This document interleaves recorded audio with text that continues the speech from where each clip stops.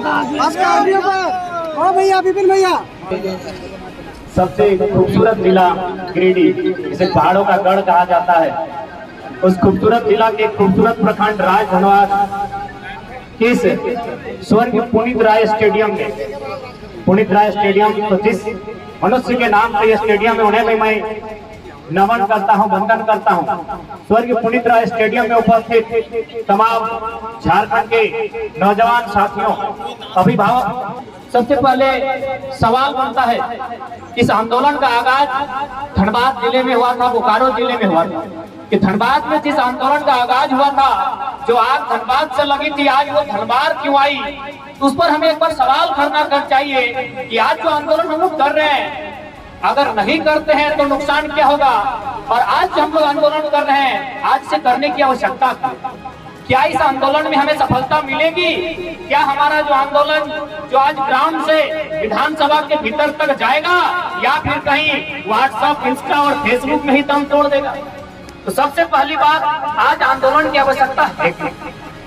जैसा कि आप सभी जानते हैं, झारखंड राज्य का गठन किया गया था। एक लंबे संघर्ष के बाद, लगभग हजारों बलिदान देने के बाद इस राज्य का गठन किया गया था सन 2000 ईस्वी में। जिस दिन इस राज्य का गठन हुआ था, इस राज्य के प्रथम सर्वोच्च रहनुमा डॉक्टर प्रभात कुमार, डॉक्टर नहीं शायद प्रभात कुमार, जो इस राज्य के प्रथम राज्यपाल थे, उन्होंने एक स्टेटमेंट दिया था कि जिन परिस्थितियों में, जिन साधन और संसाधनों के साथ झारखंड राज्य अलग हुआ है, आने वाले 20 सालों में ये भारत वर्ष का नंबर 1 राज्य है।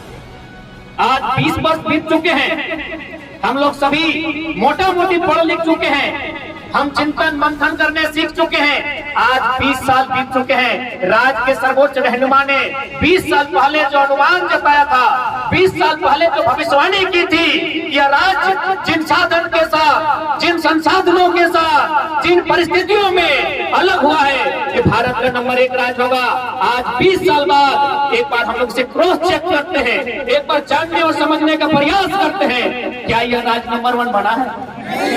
क्या यह नंबर 1 राज्य बना है? जब नहीं बना है, 20 साल बाद वही स्थिति है, तो आज समय की मांग है, माटी एक बार फिर से गुलगुलान। और चूंकि हम गिरिडीह की सरजमी में हैं, तो मैं गिरिडीह का उदाहरण देना चाहूंगा कि यदि आज हम लोग इस लड़ाई को नहीं लड़ते हैं तो नुकसान क्या होगा। 2016 में जो शिक्षक बहाली हुई थी, गिरिडीह में 52 शिक्षक थे। गिरिडीह और गोंडा दोनों मिला के, माफ कीजिए, गिरिडीह और गोंडा को मिलाकर 52 शिक्षक की नियुक्ति की गई थी। आपको जानकारी होनी चाहिए, 48 शिक्षक बिहार, यूपी, राजस्थान, एमपी के लोग बने। मात्र 4 टीचर गिरिडीह और गोंडा के बने थे 52 शिक्षकों में। अब आप बताइए, लड़ना जरूरी है कि? एकदम है। आज ये बात किसी से छुपी नहीं है कि आज इस राज्य की दशा क्या। आज जिस उम्मीद के साथ इस राज्य का गठन किया गया था, जिस उम्मीद के साथ इस राज्य का गठन किया गया था, आज हर वो उम्मीद कहीं न कहीं टूटकर, हर वो सपने चकनाचूर हो रहे हैं। अब ऐसी परिस्थिति में सवाल बनता है कि क्या हम लोग चुप रहे या आंदोलन करें और अपने अधिकार को सड़क से होकर सुरंग के भीतर घुसकर छीन कर ले। आज बहुत सारे लोग, हमारे तमाम वक्ताओं ने कहा, लोगों की संख्या को लेकर आपत्ति जताया। एक बात याद रखिएगा, हम लोग इंसान हैं। यहाँ जो भी संख्या एकत्रित हुई है, जितने लोग जुटे हैं, हम लोग इंसान हैं। और आप इंसानों की संख्या को 1, 2, 3, 4 ऐसा नहीं गिना जाता। 1, 2, 3, 4 लिप्टस का पेड़ को गिना जाता है। 1, 2, 3, 4, 5, 1, 2, 3, 4 इस आम के पेड़ों को गिना जाएगा। इंसान की गिनती होती है इकाई, दहाई, सैकड़ा, हजार, 10,000, लाख, 10 लाख। अपने आप को पॉजिटिव रखिए, अपने आप को उत्साहित रखिए, अपने आप को हतोत्साहित क्यों? आप यहाँ अकेले आए हैं, क्या आप हवा पानी से जन्म हुआ है?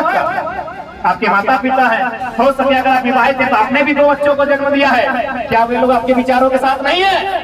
यदि वे लोग आपके विचारों के साथ नहीं होते तो यहाँ आपको आने ही नहीं। यदि आपके माता पिता, यदि आपकी अर्धांगिनी, यदि आपके बच्चे आपके विचारों के साथ नहीं होते तो यहाँ हमारा भाषण सुनने आने ही नहीं। इसलिए इस भूल में और इस गिनती में नहीं रहे कि लोगों की संख्या क्या। इंसान विचारधारा से सृजन होता है, इंसान विचारधारा से चलता है। इसलिए आज यहाँ लोगों की संख्या क्या है वो मान्य नहीं है। हमारा आंदोलन सही दिशा में है कि नहीं है, हमारा आंदोलन सार्थक है कि नहीं है, ये प्रश्न सवाल लोग करेंगे कि क्या ये आंदोलन, चूंकि युवाओं का आंदोलन है, नौसिखिए नौजवानों का आंदोलन है, पढ़ने वाले बच्चों का आंदोलन है, क्या ये इन मोबाइल, फेसबुक और व्हाट्सएप से होकर विधानसभा के भीतर तक जाएंगे कि नहीं जाएंगे? आपके मन में ये सवाल भी आता होगा, आपके मन में ये सवाल भी आता होगा कि केवल ये फोटो की खिंचाई तक और प्रेस मीडिया तक सीमित तो नहीं न रहेगी, या फिर कहीं मोबाइल के स्टेटस में सीमित तो नहीं न रहेगी। तो आप उतना दूर कहाँ जाएंगे? माननीय मुख्यमंत्री को देख लीजिए, माननीय मुख्यमंत्री ने क्या भाषण दिया है, कैसे लिया झारखंड, उनका नारा है, वो नारा हम लोगों का। विधानसभा के भीतर सुनिएगा, माननीय विधायक सुदीप कुमार सोनू गिरिडीह के विधायक का स्टेटमेंट क्या कहा था उन्होंने, वो किनका स्टेटमेंट है, हम लोगों का स्टेटमेंट। तो इसलिए आप ये मत सोचिए कि आंदोलन यहीं तक सीमित है। इस आंदोलन की गूंज विधानसभा के भीतर होती है। यदि इस आंदोलन के चर्चे विधानसभा के भीतर नहीं होते तो माननीय मुख्यमंत्री विधानसभा सत्र के अंतिम दिन नहीं कहते कि फुटबॉल के मैदान में कमेंट्री करने वाला एक लड़का झारखंड राज्य में नेता बने। के भीतर राज्य मुखिया को इनडायरेक्ट रूप से हमारा नाम लेना। इसलिए अपने आप को सकारात्मक रखें, नकारात्मक होने का प्रयास कभी नहीं। क्योंकि जब भी कोई आंदोलन होता है, कोई आगाज होता है, बहुत कम संख्या में लोग बाहर आते हैं। अब बात करते हैं कि आज जो समस्याएं झारखंड के पास है, उन समस्याओं से सामना कैसे होगा। सबसे पहले स्थानीय नीति। आप सभी जानते हैं, हम सभी एक परिवार में रहते हैं। किसी भी परिवार को चलाने के लिए, किसी भी जिला, देश, राज्य को चलाने के लिए एक पॉलिसी होती है, एक नीति बनती है। बिना नीति के कुछ भी नहीं चलता है। आज हम फुटबॉल के मैदान में हैं, यहाँ फुटबॉल का खेल होता होगा, अरे 90 मिनट का खेल छोड़ दीजिए, 5 मिनट में जो पेनल्टी का खेल होता है उसके लिए एक नीति होती है।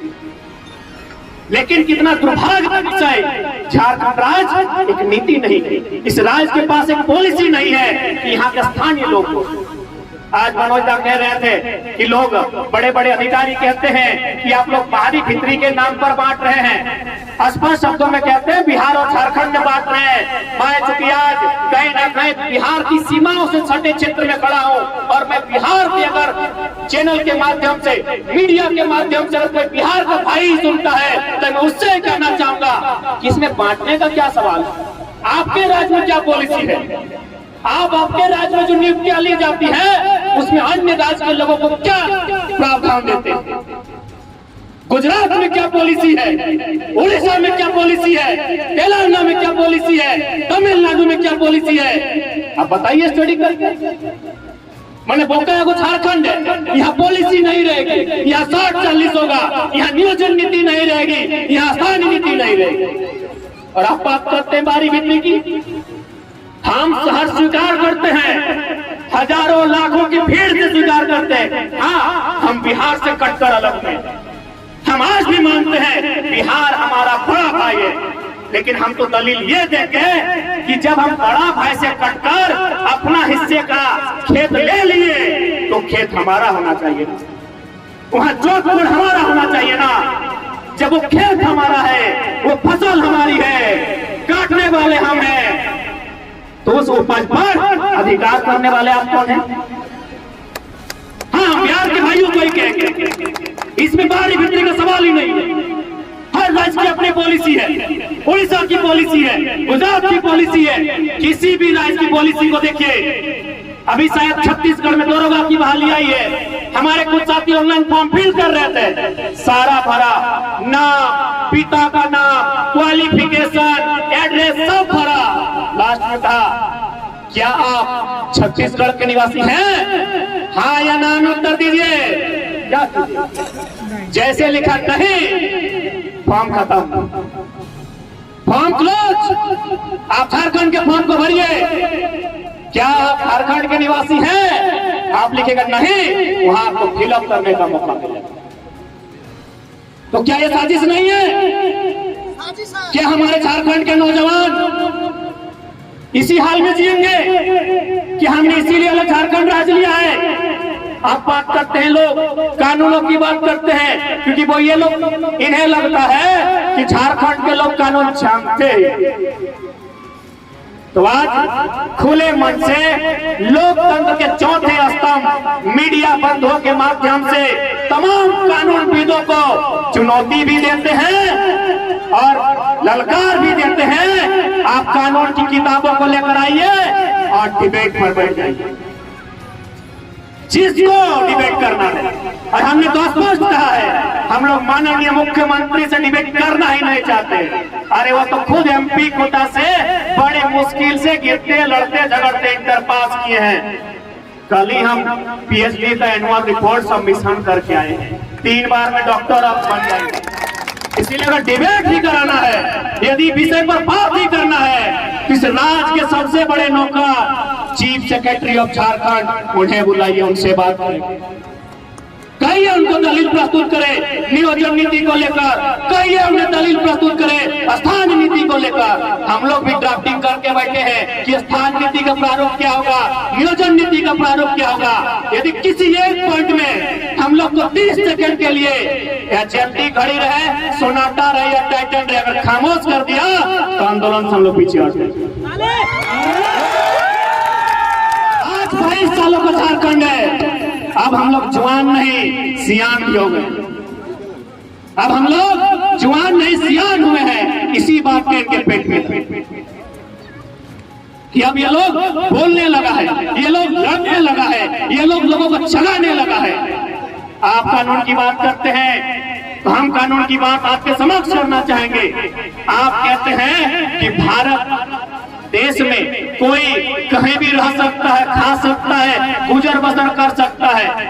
पहला बात, कानून की जानकारी आपके पास आधी अधूरी होगी। आप जिस देश की दुहाई करते हैं, उसी देश के सुप्रीम कोर्ट में जो दिल्ली में बैठी है माननीय सर्वोच्च न्यायालय, 2002 को Gurmeet Singh versus Chandigarh housing court के खिलाफ एक जजमेंट दिया था कि एक व्यक्ति एक ही राज्य का स्थानीय निवासी हो सकता है। 2002 का यह स्टेटमेंट है जो माननीय सुप्रीम कोर्ट का स्टेटमेंट कि एक व्यक्ति एक ही राज्य का निवासी हो सकता है। अब बताइए हम कहाँ गलत हैं? हम कहाँ गलत हैं बताइए? आप झारखंड में भी रहेंगे और आपका जो मूल निवास है यूपी, बिहार, बंगाल, उड़ीसा, आप वहां भी जाएंगे और दोहरी नीति का लाभ लेंगे तो ये कोई बर्दाश्त नहीं करेगा। इसके लिए आप हमें नक्सली कहो, आतंकी कहो, जो कहना है स्वीकार है, लेकिन वास्तव में कोई दोषी है आप लोग हैं। क्योंकि संविधान का उल्लंघन हमने नहीं, उन लोगों ने किया है जो 2 राज्य में स्थानीय निवासी होने का दावा करते। आज माननीय राज्यपाल अपने स्टेटमेंट देकर महाराष्ट्र चले गए कि 1932 का खतियान यदि लागू होता है तो जिन जिलों में बिहार राज्य के लोगों की संख्या ज्यादा है उनका क्या होगा। तो हम माननीय राज्यपाल महोदय, आप जहां गए हैं हम वही का उदाहरण देते हैं। आप महाराष्ट्र गए हैं ना, महाराष्ट्र में अनुमानित लगभग लाखों की संख्या में बिहार, यूपी और झारखंड के लोग रहते हैं। माननीय राज्यपाल, आप महाराष्ट्र गए हैं, आप महाराष्ट्र को सर्वे कीजिए। मोटा मोटी 5 साल जरूर वहां राज्यपाल रहिएगा। महाराष्ट्र के सर्वे कीजिए राज्यपाल महोदय। आप उस राज्य के सर्वोच्च रहनुमा बन के गए हैं, वहां लगभग नहीं करने से भी करोड़ों की संख्या अन्य राज्यों की रहती है। क्या उनको वहां किसी जिले में, किसी तालुके में स्थानीय निवासी होने का अधिकार है? क्या है? तो फिर ये दोहरी नीति झारखंड के साथ क्यों? ये दोहरी नीति झारखंड के साथ क्यों? कि जिन राज्यों में, जिन जिलों में अन्य राज्यों के लोग रहते हैं, तो हम क्या करें भाई? हम